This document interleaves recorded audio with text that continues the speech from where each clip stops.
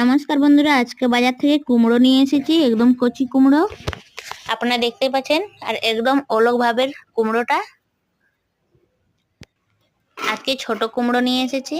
কুমড়োটা অনেক সুন্দর, বাজারে দেখলি তখন নিয়ে আসলি। কুমড়ো আলু একটা রেসিপি বানিয়ে দেখাবো, কিভাবে বানাবো আপনারা আমার সাথে থাকুন। আজকে আলু কুমড়োর রেসিপি বানিয়ে দেখাবো।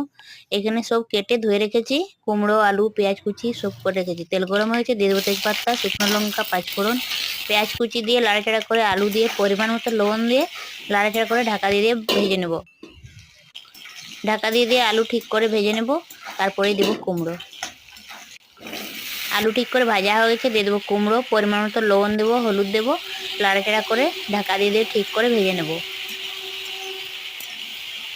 কুমড়ো আলু ঠিক করে ভাজা হয়ে যাবে, তারপরে মশলা দেবো। এর আমি কিছু মশলা দেবো না, জিরে, রসুন, আদা বাটা দিব, কাঁচা লঙ্কা চিড়ে দিয়ে দেবো। 4টা কাঁচা লঙ্কা চিড়ে দিয়ে দিয়েছি। ঠিক করে কুমড়ো ভেজে নেব। এখানে মশলা নিয়েছি, গোলকি, জিরে, আদা, রসুন মিহি করে বেটে নেব। মশলা বাটা দিয়ে দিয়েছি, হলুদ দেব। মশলা দেওয়ার পরে ঠিক করে ভেজে জল দিয়ে দেবো। যতক্ষণ গন্ধ না যায় মশলা ঠিক করে ভেজে নেব।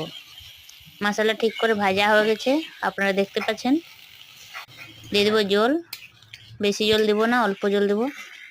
আর ঠিক এইভাবে রান্নাটা হয়ে যাবে। আমার রান্নাটা হয়ে যাবে। তারপরে আমার আলু কুমড়ো রান্না হয়ে গেছে। এই কুমড়োটা কি কুমড়ো আমি জানি না, আজকে রান্না করে দেখলে অনেক সুন্দর লাগছে খেতে। ভিডিওটা ভালো লাগলে লাইক করবেন, সাবস্ক্রাইব করবেন, কমেন্ট করে জানাবেন।